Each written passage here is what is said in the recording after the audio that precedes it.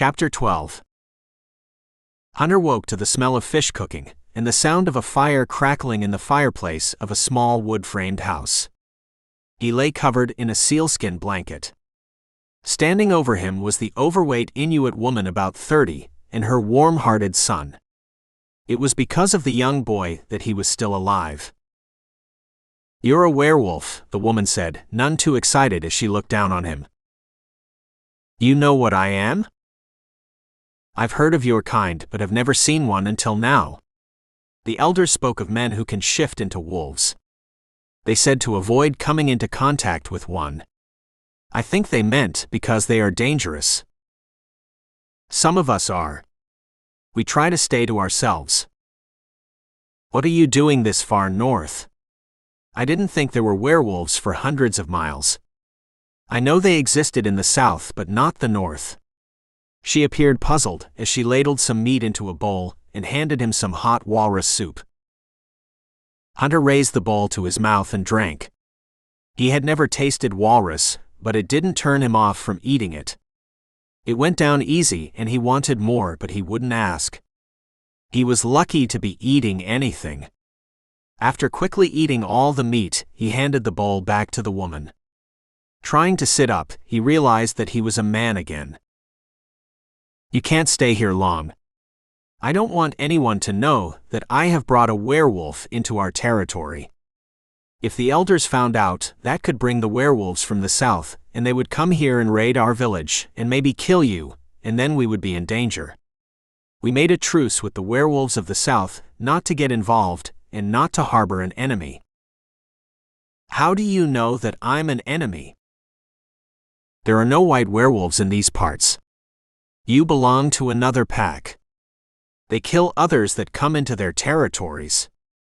The boy sat down beside him on a bare rug after his mother left to go into another room. The boy never took his eyes off Hunter. "How do you do that?" "What?" "Change like that. From a wolf to a human." "I just do. It's a part of me. It's when you are a baby, and now you are a boy. You change over time, but in my case it happens quickly. When I was a cub, I started changing, and my parents explained to me what was happening to me." "You have a mother and father?" the boy asked, as if he thought Hunter just sprang up from nowhere. "Everyone has a mother and father." "I don't have a father. He was taken away by a bear." "But you did have a father like me. Now I don't know if I will ever see him again. I don't know where I am and how to get back home." "When you are well, I can show you," the boy whispered. He seemed excited that he could help Hunter and looked forward to his company. He welcomed an older male. "I have a snowmobile," he whispered, looking around for his mother. "When you can walk, we can take it out to the lake. I'll let you have it to go home and see your father." "Are you sure it will be okay?" "I'm not sure that I will be able to bring it back. My mother said it was too dangerous when my father gave it to me, and that I was too young. Maybe you can come to visit me when I get older and bring it to me." The boy paused and smiled. "But I won't wait for it. I could give it to you as a gift. Inuits don't believe in excessive things. We like to give things away." That took a lot off Hunter's mind. He didn't want to make the boy a promise he couldn't keep, and he was more than glad to take the gift. Weeks passed and Hunter had healed, except for the scar from the stitches. Before he reached home, there would be more scars added to his body. He had enjoyed his stay with the Inuits, but he was ready to go home. He ate fresh meat every day that he had brought in, and he grew stronger from hunting and stalking deer, and from throwing nets to catch salmon in the nearby streams. Hunter would go out on the frozen lakes with the boy, hunting for birds and small game which were plentiful in April. They would bring back animals where the boy's mother would make a feast for them. Before Hunter said goodbye to the boy and his mother, he had stocked the freezer and smokehouse with enough meat to share, if game was scarce in the winter months. There was enough for 2 seasons. That was Hunter's pay in his own small way for the kindness they had extended him, but it wasn't a small gesture to the boy and his mother. Taking him by the hand, the boy led Hunter to a shed.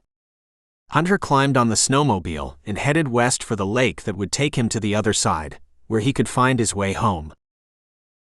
He looked back and waved goodbye to them. He had to ride and reach the other side and get across as soon as possible. The ice appeared solid enough. He had survived Bain against Bain's wishes for him to die. He had survived the men in the plane who had mistaken him for a wolf and shot him. He didn't die then. He became stronger and he had learned the things to avoid. Maybe that was part of his learning experience his father had talked about. He could feel his body enduring discomfort and agony and growing stronger because of it. He smiled at his accomplishments, feeling his strength and arrogance of his youth as he rode across the glistening lake, thinking of nothing else but Katie waiting for him. He had to get home to Katie and kiss her beautiful young breasts one more time. Hunter couldn't wait to see her face when he told her he wanted to marry her, and he would be more than happy to wait until she graduated from college. Hunter felt like the luckiest werewolf in the world, but he didn't pay attention to his surroundings. His father had warned him of that many times. Don't let your emotions control you. His father's words rang in his mind. Even Bain had referred to that. You Samses are controlled by your emotions, Bain had said to him. Ripping across the frozen river and just slightly away from the riverbank, the snowmobile stalled, dropped through the ice and quickly sank. He jumped off just in time to see it disappear into the dark cold river, but not in time to swim up through the hole it had made. Hunter became trapped under the shifting ice because he didn't see in time where the opening was for him to climb through. He swam around hitting the ice trying to break through, but each time the ice was thick and impenetrable. Hunter held his breath for as long as he could. He didn't know how long, maybe an hour, but it couldn't have been an hour. Hunter thought of giving up, but how could he when he had so much to live for? He didn't feel the cold, but that could be because he was dying, he thought. He swam, and each stroke became harder and harder to navigate around the lake, searching for an opening that wasn't there. He swam some more until he became dizzy and his ears froze and his eyes burned from the cold. Still, he couldn't get to shore or find a way up through the ice to breathe the fresh air. It was over, and he knew it.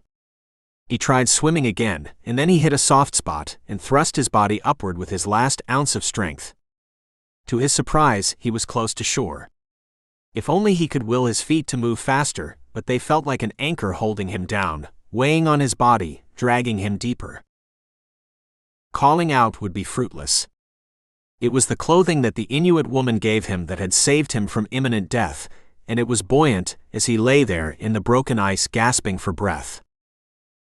He had survived Bain, a gunshot wound by hunters from an airplane, only to die in a cold frozen lake, seconds from the riverbank. Swimming was something he excelled at, but in low temperatures, and because he couldn't find the will or the energy to go further, he knew he was in trouble, and he needed something else to keep him focused to drive his will. Keep a clear head, swim, and find the strength you need, his mind told him. Hunter swam through the frozen water until he thought his head would explode, but it didn't. His face burned and his ears were clogged with ice, and yet he kept going because he had calmed himself, and there it was. The riverbank. He hauled himself up and out of the ice and breathed the sweet air of the living, and defeated death once more. He reached out and felt solid ground. The ice held long enough for him to crawl to get to reach a snowbank. It was a long, agonizing crawl, and he was wet, and the clothes were weighing him down. He refused to change into a wolf and make himself a prey to anyone on a hunt for wolves, so he kept the cold, wet clothes, pushing his cold, tired body until he reached a small cave, and he lay there until the next morning. He had lost the food when he lost the snowmobile, and his last chance out of the frozen land which could destroy him. Bain had hoped for his death, and it looked like Bain didn't have long to wait. Chapter 13. Hunter trotted through the snow in damp clothes which hung from him. The clothes quickly accumulated ice, but he needed them if ever he would meet humans. if he ever would, in this empty, cold land. He made a fateful decision to undress and shift into a werewolf, and then he could search for food. Water, snow, and ice were abundant. If he came across frozen lakes during his travels, he could eat the snow. It wasn't water he needed. It was fresh meat. The burning and excruciating pain in his stomach weakened him. Never had he felt like this. His body stiffened and his movements slowed. He never felt hunger before. He had been privileged, and what Bain had said to him might have been true. Spoiled. A rich werewolf who didn't have to hunt for food. You never had a day in your life where you didn't have meat to eat, or a warm place to sleep. Bain's envious voice resonated in Hunter's mind. Hunter was determined to prove Bain wrong, and he would find a way to survive, if just to hunt him down to see the look on his face when he would make him pay for what he had done to his mother, and for the anguish Bain had caused him and his family. Now more than ever, Hunter was appreciative of his father, and how he demonstrated how to hunt, and hammered the lessons of his ancestors, the wolves, to eat what he killed.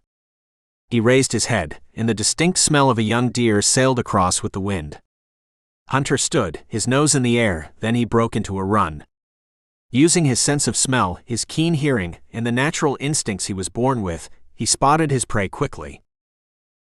This wasn't something he relished doing. When his father first set him to hunt, he found it barbaric, but now he understood his father's teachings, because it had become a necessity when survival was his aim in life. He would either die, or he had to kill to survive, and so he killed from need. Not wanting to stay out in the cold, he ate part of the deer, and took the rest to his little cave in the side of the mountain. He expected to have enough fresh meat to make it down south where there were humans. Hunter pulled the remainder of the small deer with his teeth across the snow, leaving a trail of blood to his hiding place. He tried covering it and thought that the falling snow and melting ice would hide the blood. Still weak from the ordeal at the lake and chasing down the deer, he made it to the cave and dropped the meat alongside himself on the frozen floor. Glancing around, he saw a bed of leaves and pelts of different animal skins. He took no thought to who the cave belonged to. It was his now, and it would take a fight to roust him out of it. Dog-tired and weak, he collapsed on it. When he glanced up, standing over him was a woman, not any woman but a were-female. Tall but not regal. Pretty but not beautiful. Shapely, but not the kind of female he would find attractive. At first he didn't know if she recognized her kind. She wasn't afraid of him, or maybe she was too hungry to care. She moved in the direction of his meat. He snarled at her to back her up, but that didn't work. She cautiously advanced in his direction, then he flashed all his gleaming polished canines, but that didn't deter her from her mission. When she reached the deer, she stood smiling at him. That was when Hunter knew that she was aware that he was a werewolf. He backed away to the wall of the cave and shifted into a man. "What are you doing here?" Hunter asked her. "This is my cave. I come here when I don't want to be bothered," the were-female said. She was an attractive were-female. Long dark straight hair and dark eyes.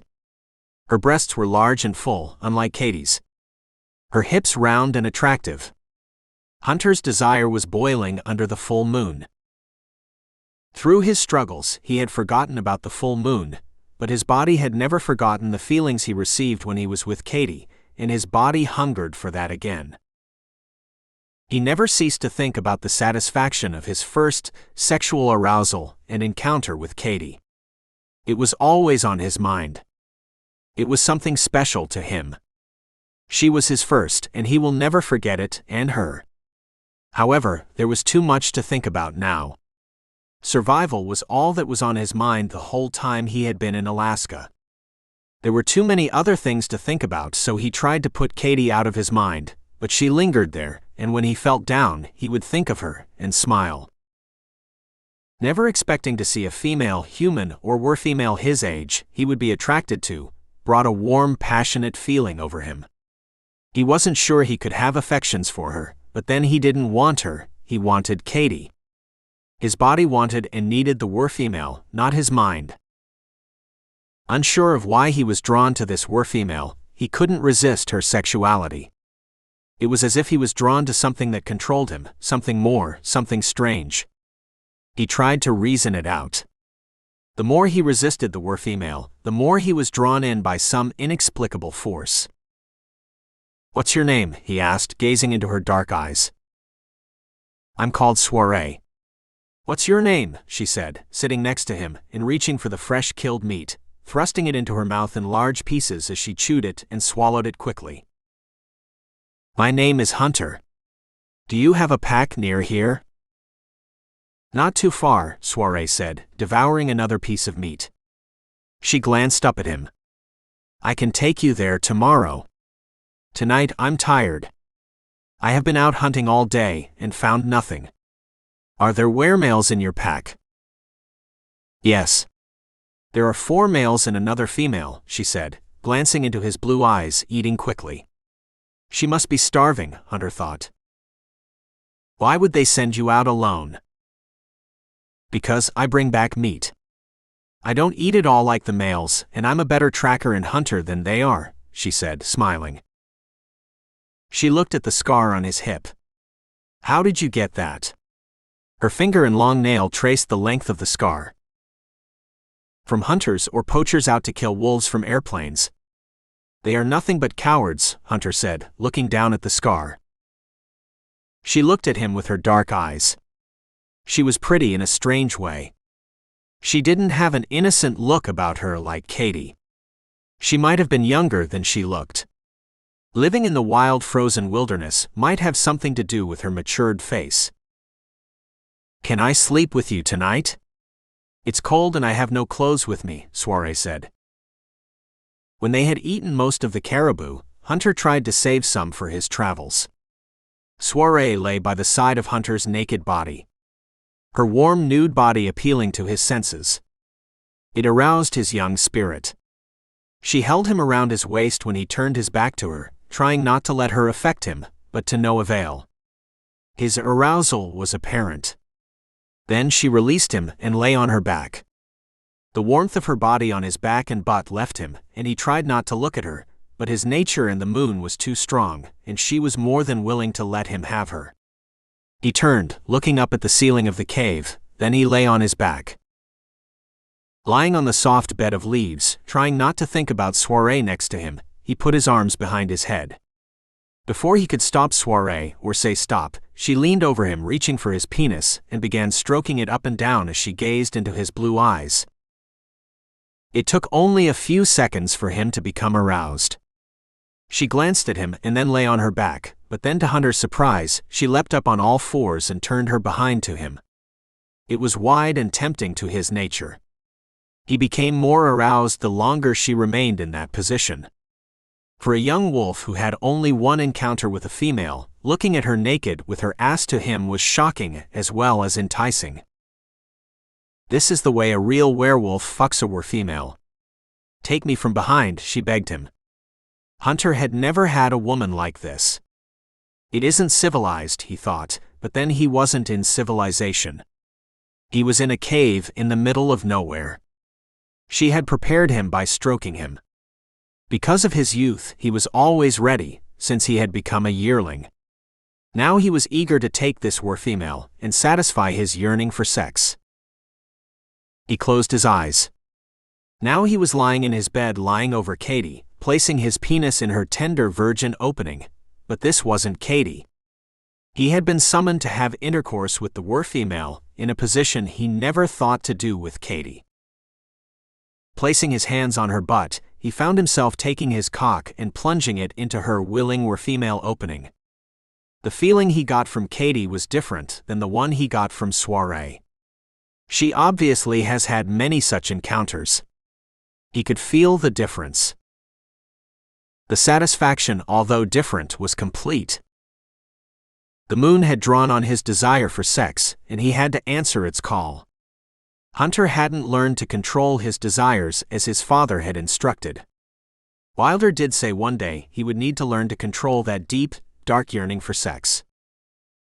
Wilder didn't have time to teach that lesson, Hunter had to learn that on his own. Wilder assumed it would be the natural course of life as a werewolf. If Hunter didn't learn to control his nature, it would control him to his detriment. Hunter was in the wild now, and the only lessons to learn at this moment were to hunt, eat, and fuck.